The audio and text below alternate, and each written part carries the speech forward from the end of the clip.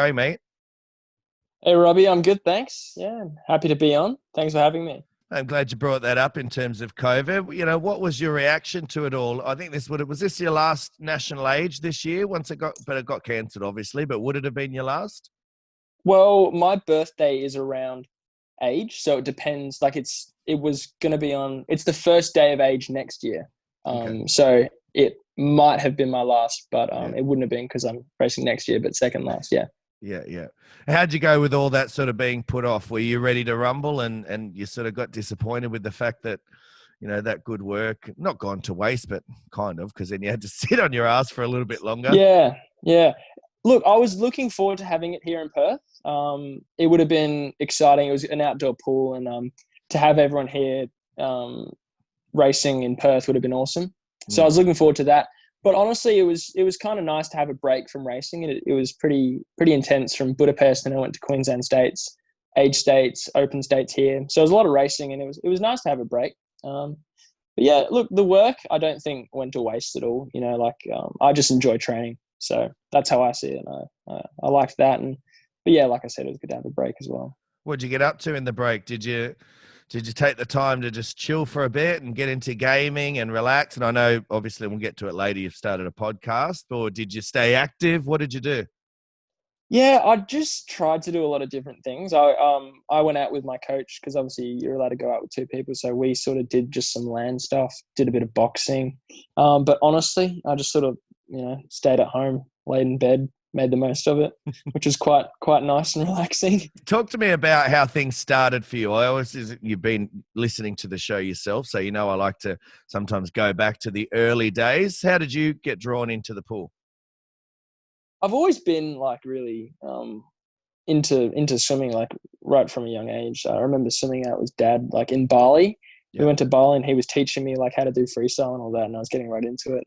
So been into the water a lot growing up, and then sort of year 4, I came second at our school carnival, and I was like, well, I really want to win. So I started swimming competitively at West Coast, and then I came second the next year, and then won in year 6, which was good. But yeah, my dad also really got me into it. He does the rudder swim every year. I'm not sure if you're familiar, but there's a swim from sort of Cottesloe Beach to Rottnest Island. Yeah. And he does that every year. And so watching him swim growing up really got me into it as well. Have you done that swim yourself? I haven't. It's really close to nationals for us. It's sort of like February, and it's a 20K swim. So it'd throw out the training a little bit, unfortunately. But I really want to. Yeah, it's far. Damn. It's far. Yeah. Dad says he's seen a shark go under him once. And he just didn't say anything because if there's a shark, they pull everyone out around the shark. So he just kept it quiet. But yeah, I'm like, nah. Mate, growing up over the West, did you get amongst any other sports? I did. I played footy for 6 or 7 years, something like that. I played basketball for a year or so, played tennis. Just, got out as much as I could. I used to love sport. Basketball. How tall are you? I'm 6'2", 6'3", but I grew really fast. So I've been this tall for since I was 11 or something. Yeah. Lucky bastard. As a coach, I always see the young teenage boys and the girls. Some of the girls tower over me now too. And I just look at them and I think, bastards, look how tall they are. I have to get up on the side of the block just to sort of, stamp my dominance on the team because otherwise I'm coach. Underneath. Yeah, I'm underneath them all. Come on, guys, listen. Mate, heroes and idols. Who did you look up to? Mitch Larkin. Growing up, I mean, he's one of the best backstrokers in Australian history and in swimming history. So looked up to him growing up. Aaron Pearsall as well. I mean, he's arguably the greatest backstroker of all time. Michael Phelps, can't look past him. Yep. I've been watching The Last Dance recently, and I've been taking a lot of inspiration from Jordan. I mean, Michael Jordan, like what a guy, what a competitor. So him and my dad, obviously, he got me into swimming. So sounds cliche, but he's been, one of my idols. Mate, it is a great documentary, and I know the documentary is supposed to be about the Chicago Bulls, but it Nah, is very, it's about Jordan. it's very much about Michael Jordan. But you're right, there are a lot of takeaways from it, and I think one of the main things is, and I've said this before too, not only was he phenomenally talented and the best of all time, no doubt, but he was just so competitive. Like Yeah, it killed him. Like yeah, he hated losing more than he enjoyed winning, if that makes yeah, sense. yeah, yeah. He just would want to win at all costs, Mm. and that you got to respect that. And I've been reading his strength and conditioning coach's book, Tim Grover, which has Yeah. been really interesting to see his because he coached Kobe Bryant, Dwayne Wade, a lot of other top pro basketballers, and Yeah. he's got some really good insights on what it takes to be the best of the best or unstoppable, as he puts it. So that's been really interesting. Just learning about the mental side of sports as well has been quite interesting. Well, mate, you brought up Age Nationals from last year, so let's talk about it. And you definitely Yeah, killed it. As I said in the beginning, you came away with 4 individual medals. I think, did you get some relay success there as well? we did. Yeah, as a Yeah. club, we did really well in the relays. A couple golds for me and my team, which was really nice. Yeah. Yeah, that bag would have been actually. No, where was last year's? It was Adelaide. Adelaide, yeah. Yeah, so the bag would have been a bit heavier on the way home. That's for sure. Just a little bit. Talk to me about what went so right in the lead up to that, because I'm always interested, and people have heard me say this before, but when you go to a meet and you kill it, and then by kill it I mean obviously you win 4 individual medals, you do so well in the relays. What went so well in the lead up to it? Did you just grow? Did you have a great training block? Were you mentally in a much better place? Yeah. It was sort of the stars aligning for that meet. I think that's probably the best meet I've had. It was the training in the lead up was at a really high level for me. We had a camp in January, so the January sort of block we do in Helmont, that period was probably some of the best training that I've ever done. Yeah. We went away on camp, and some of the sets we did were brutal, but they were I did them all, and I was really confident about that. And so the fact that I had this really good period of training, I think sort of boosted my confidence, which sort of snowballed, and everything sort of went through, and I just ended up pulling it out on the meet, and I was really happy with it. Yeah. Did one swim stand out from the others in any way? The 200 back was really good, but I did sort of expect to go a lot faster than my PB because I hadn't raced that properly for quite a while. But probably the 100 free, I was actually I was looking at Mikey because he was standing at the side of the pool, and I was like, well, I didn't expect to do that. Yeah. But yeah, I was just, I had the new deck coat that the clubs had given us, and I put my hood up and had my headphones on, and I watched Southpaw beforehand, and that got me all hyped up, and I was just ready to go and had a good race. So that probably stood out as one of the best that meet. And also the 200 free, that was a really good field in our age group. It was Tommy Neal, Tom Houck, Dan Woodrow, Noah Millard, a couple of others, and everyone just killed it in that race. And I was really hyped, and I think I snuck on the podium. No, I didn't. I came fifth. But yeah, it was so good to see everyone do that well. So that was also a really good race. Hey, talking about that program, because it's a pretty big program that you had. I mean, you factor in obviously the finals, you had the success, but you had to get in the heats. And how do you go with a big week like that? I mean, you at the age now where you're pretty on top of things for yourself with nutrition, and when you're all warming up and stretching, activating, does the coach need to help sort of tip you off a little bit? Yeah, I think your mindset, everything about your personality just changes, at least for me, during a big meet. I'm normally quite chatty and open, but I think I come a lot more quiet during a meet. So that sort of happens, and just really try to stay focused throughout and stuff like that. Yeah. How do you go with the eating through the week? You all right with that? You make sure you're getting enough in? Yeah, I just try to keep eating exactly what I normally eat, because you can't really change too much, or at least try not to change too much about your diet, because it'll just throw you off. So I try to, we put in the order before the meet, and the Woolworths trucks come, and you try and eat exactly what you are I remember like there was the Woolworths trucks came and they'd all put all of our orders in this Woolworths truck. So we had to sort through that, and I was like, no, I got to get my own food, guys, come on. But yeah. Mate, talked about your coach, Michael Shaw. I know you train at UWA West Coast. How important is Mikey to your success, and how's he helped you the most, do you think? How does that partnership work best?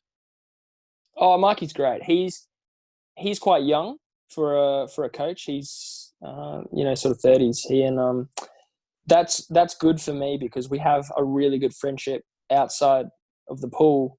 But then when we come to the pool, it changes and it becomes the coach athlete relationship that I need to get better.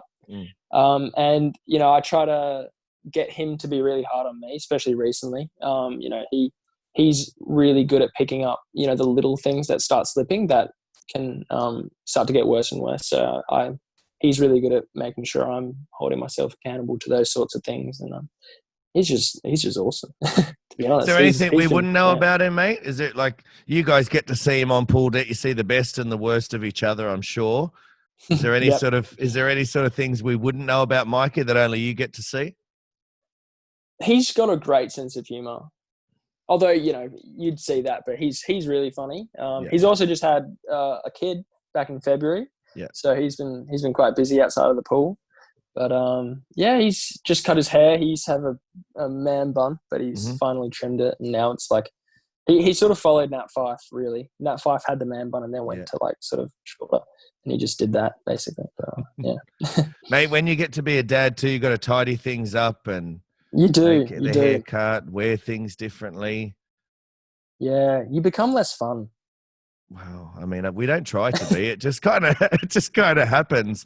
I was the other day at the shops and I just started humming like, I don't know if you've watched Moana, but there's a song of Moana called Youre Welcome. And my daughter just watches Moana on repeat. So, I mean, and I didn't go out of my way to sing it. I was in Coles and I just started humming this song and people are looking at me like, shit, what am I doing? What has become of my life?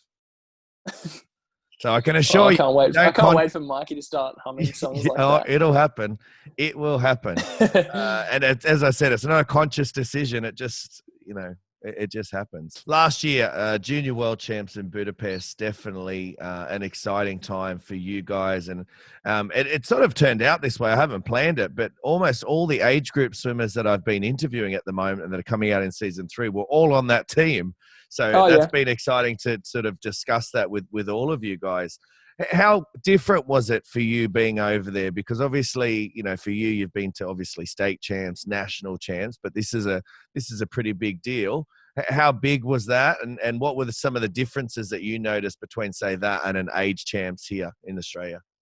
Oh, it's huge. It was a completely different environment. You've got different countries instead of different clubs, so everyone's speaking different languages. You're swimming on the wrong side of the lane in the warm-up pool, which was hard to sort of get used to.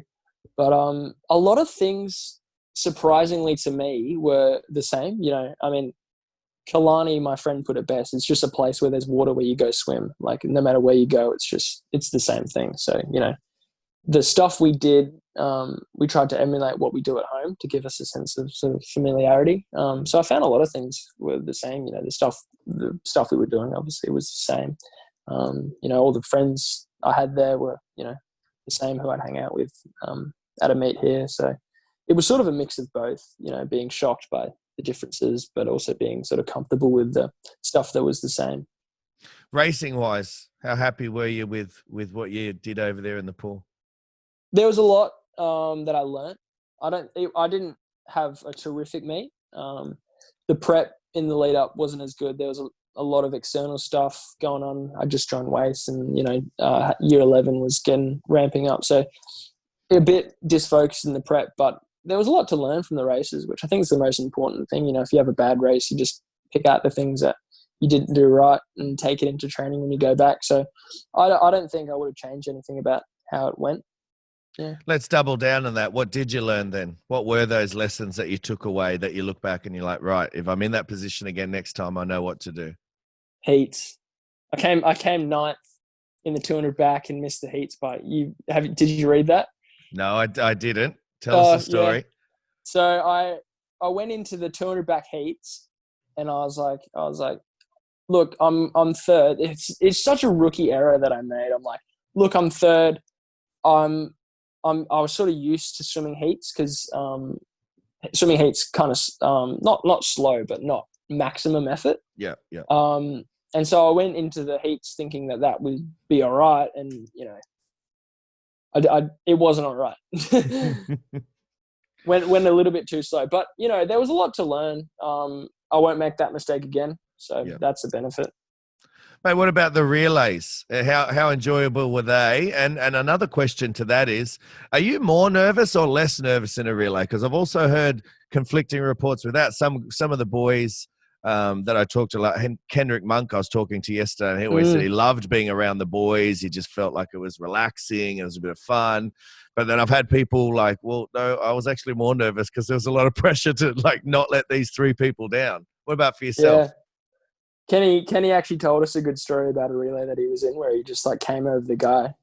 I like Kenny, but relays, I love relays. At a club level, internationally, with the Australian team, I love them. Getting around the boys, I find it a lot more comforting to have people that you train with. Yeah. So with the Australian team, we did the staging camp, and they're all my good mates. So that was awesome.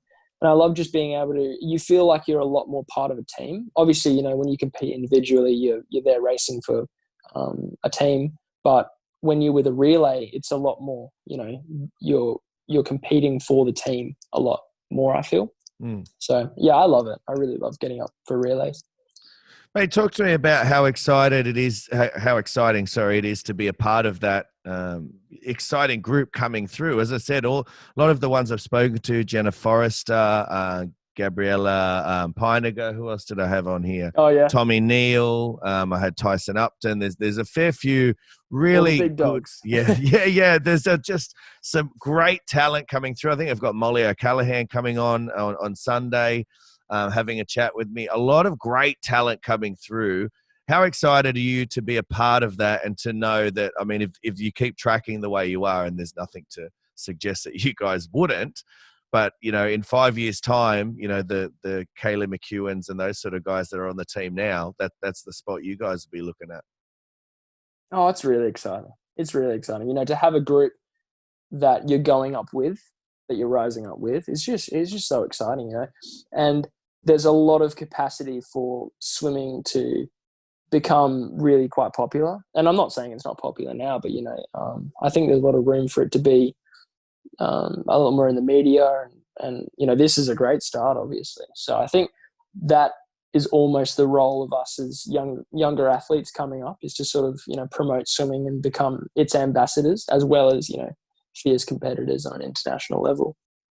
Well, mate, it's a great segue because he also is an Arena-sponsored athlete. I don't know if you knew that, but definitely yourself and I am also doing a bit of work with Arena.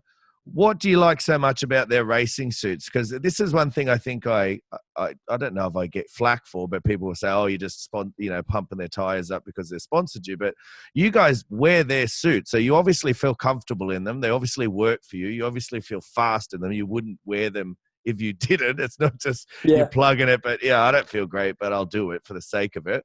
What do you enjoy most about them? And be specific. What is the race suit that you wear? I have been wearing, I think, the Carbon Flex, but I just got a pair of the new Carbon Cores, which I've been wearing quite a bit. The Carbon Flex I wore for Nationals last year, and I wore for Junior Worlds as well. That suit, and it's just such a good suit. It feels like really quite tight and really good quality as well, which I love. And, the colors are just so nice as well. It probably sounds weird to say, like, the colors so important, but I think it is. Like, look good, feel good, race good. So I just love it. And the new Carbon Core as well, it's really compressive, which is good because it makes your legs feel a little bit better towards the end of the race. But, you feel slippery through the water. It's just awesome. Yeah, I love it. Well, listen, you've just done Arena's job for them. Anybody marketing-wise out there that wants to use something there, what did you say? Look good, feel good, race good. write it down, sign it Yeah, up, that's awesome, isn't get it? it on a quote with Arena with your head next to it. Perfect. There you go. Killed it. That was on the fly, That Robbie. was That was mate, you're an off the intelligent. dome. You're an intelligent beast. That podcast has been rubbing off on you. You're getting a lot better now. Speaking of it, let's get to it. Away from the pool, talk to me about the podcast that you've been doing with your mates. It's called Lane 8. How's it been going for you? How'd it come about? Let's start with that. How'd it come about? Yeah, so during quarantine, obviously I was getting a little bit bored and had needed a break from all the year 12 work that I was doing. And I started listening to this and a few other podcasts, and I was like, well, podcasts are, they're coming up really, like they're becoming a lot more prevalent. And so, with the conversations that me and my mates had, I was like, well, why don't we just turn some of these, because we have quite interesting conversations. I think we talk about, a whole range of issues and, ideas and stuff. So I was like, why don't we record this basically and just put it on for people to listen to? And that's how it really came about. I texted Sasha, my friend, and I was like, how would you feel about doing a podcast? And he was like, I love it. Let's do it. And so we got our other friend Hugh. We just all met. I had a lot of recording equipment around the house from my sister, who's a musician, which was handy. So we just, recorded. I managed to get it on Spotify. So yeah, and we don't really care if anyone listens to it. It's just fun for us to do. Just gives us a reason to sit down, have a chat, record it. And if anyone listens to it, it's just a bonus for us. Absolutely. I don't know about yourself, and you can tell me a story if you have any about like feedback you get. But I got one the other day, and if this person's listening, they'll now get a buzz out of it. But I got an inbox saying, I just wanted to thank you that I just listened to your podcast. I traveled from Townsville down to Brisbane, and then I had to drive back, and I listened to it the whole way. Firstly, I was just impressed because not even my wife will want to listen to my voice for that bloody long. So I was impressed that they were happy to listen. But like, it catches you off guard because, as you said, we kind of do this not for people to sort of give us that. I mean, it's lovely that we get praise, but as you said, you're not doing it for that. Have you had anything like that happen to you?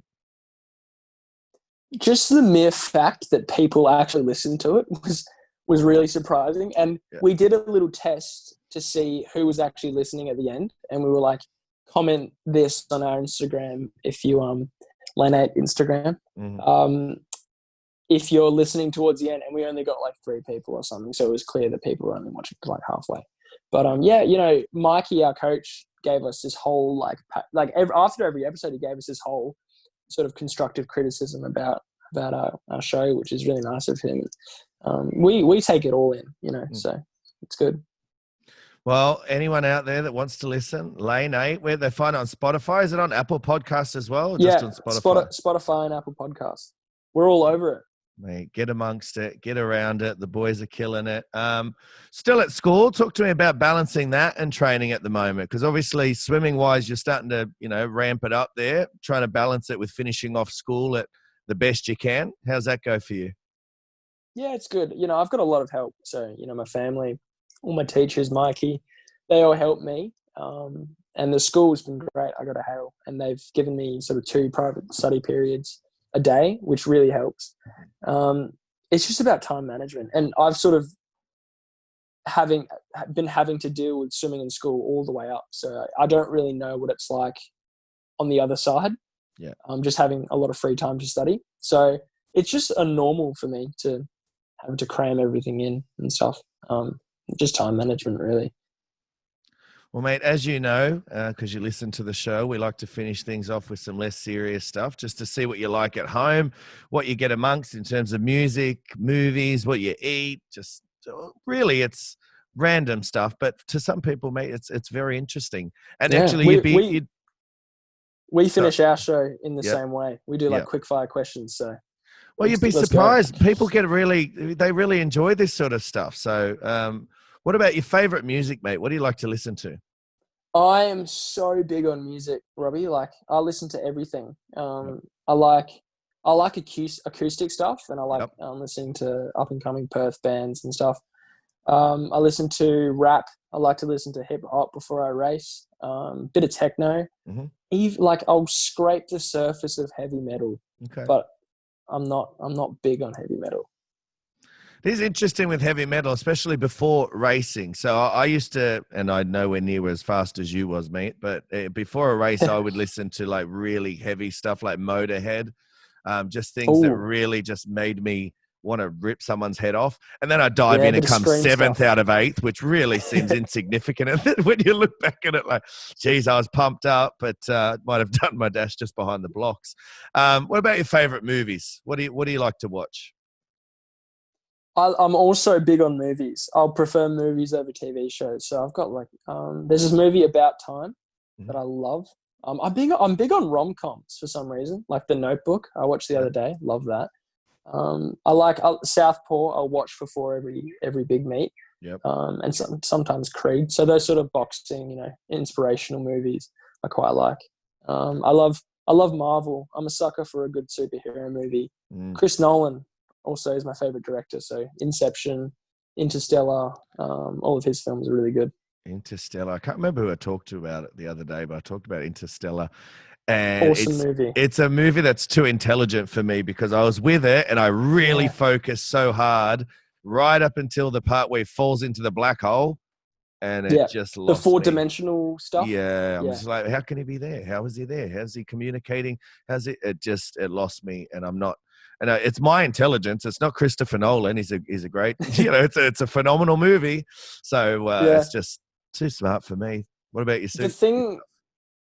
The thing I love about that movie particularly, but even all of Chris Nolan's movies, is Hans Zimmer, the composer for the soundtrack. Yeah. Just unbelievable. Like, I've never been that into the soundtrack of a movie, and I'll actually listen to the soundtrack of Interstellar just throughout the day. It makes me feel really uplifted, which is awesome. I love that. What about favorite meals? What do you like to eat? Pasta, pizza, junk food. Really, it sounds bad, but there's this burger place just down the road from me called Royale's. So if you're ever in Perth, Wembley, Royale's, best burgers like I've ever had. We go there often for how healthy the food is. Yeah. Mate, doesn't matter. As long as it tastes good, who cares? You train more than enough, that's for sure. What about favorite TV show? I know you said you're not a TV show watcher, but on Netflix, do you binge watch anything? Yeah. No, I am. I watch TV shows. I watch Game of Thrones. I loved up until season 8, but we won't get into that. Modern Family, I used to love as a kid. Brooklyn Nine-Nine, obviously The Last Dance. Binge watched that. I watched that in about 2 days because I watched it right until the 10th episode came out. So just blew through that. I love TV shows as well. I unfortunately, when I was watching The Last Dance, I was watching it as it was being released. So I'd only get to watch 2 episodes and then I'd have to wait till the next week. But there was something about that I enjoyed too, like the old school way of having to like anticipate something and wait for it. I think sometimes too often these days, the whole season comes out in day one and then you're finished and you're left with like an empty feeling. So, I mean, there's positives and negatives, isn't there? Yeah. The delay of the gratification is good sometimes. Yeah, absolutely. What about TikTok? Are you around that? Oh, when my girlfriend got into it, and I was like, that is so stupid. Like, it's just cringy. And then I got it, and I didn't get off it. I kept watching. Like, it's too much. Do you find yourself just on there for too long? Yeah, big time. What about favorite quotes, mate? Does your coach give you any inspirational quotes? You've been on some good teams now. Did you hear anything that sort of resonated with you and stuck with you? Yeah, there is. Nothing that springs to mind. My dad, before, when I was growing up and he used to drop me at training, he always used to say, go hard or go home, which I like. It's like, you're there to train well. If you're not going to do that, there's no point being there. So that's probably one of my favorites. Such an Aussie saying. Stuff, yeah. That's such an Aussie saying. Go hard or go home. Go hard or go home. You wouldn't hear an American say that. No chance. Yeah, what would an American say? I don't know. I do have American listeners, so I don't want to offend anybody. Sorry to the Americans out there. It's just very Aussie. It's just a very Aussie thing to say. Go hard or go home. You watch. I'll get a DM next week or when this one comes out, and it'll be like, just so you know, we do say that. Okay. Apologies to Oh anyone God, who says sorry to the Americans out there. Mate, listen, when we redo this interview and I have you on again, and I think I'll have you on a few times, but say it's 2 or 3 years away, what accomplishments by then would you like me to add to the top? So say you'll be about around 20 years old. What would you like me to add at the top there? I get like people ask me this all the time. Honestly, I don't know. Like Yeah. I want to be just in a better position than I am now. In the pool, study wise, I'll be at uni then. Like I just want to be across the board improved from where I am now. Like that's all you can hope for, really. Be happy, stuff like that. Yeah. That's a very sensible answer, and I think you're right. As long as you're at your best and you're doing the best you can, what more can you do? Absolutely. Yeah. And obviously there are like specific goals and stuff that we're targeting, but just to be able to improve, you know. Mate, I think we'll wrap it up there. I want to thank you for coming on for a chat. I know you've had a busy day. You just finished school. You just got home. Yeah. You're trying to rush to get here. I know you're going out for dinner soon. So thank you very much for coming on. Mate, make sure you get me on your podcast for a chat. I told you I'd come on for a chat. You still haven't hit me up yet. I'm not I know. offended. Not a little bit. We're not. Sorry, Robbie. We're still trying to figure out everything. Like we're still trying to figure out the sound, let alone doing Zoom calls and stuff. We've had guests, but they've been coming in, and we've had to share like one mic between three of us. So when we get to the level where we can have you on, you'll be first. Don't worry, Robbie. Well, I'll hold you to that. I'll bring it up in other people's interviews, and I'll just shout it out there. Mate, good luck over the next episode, Josh. Yeah, exactly.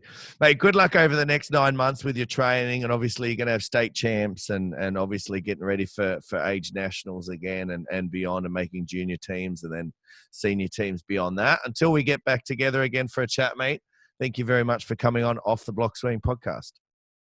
Thanks for having me, Robbie. It's been a pleasure.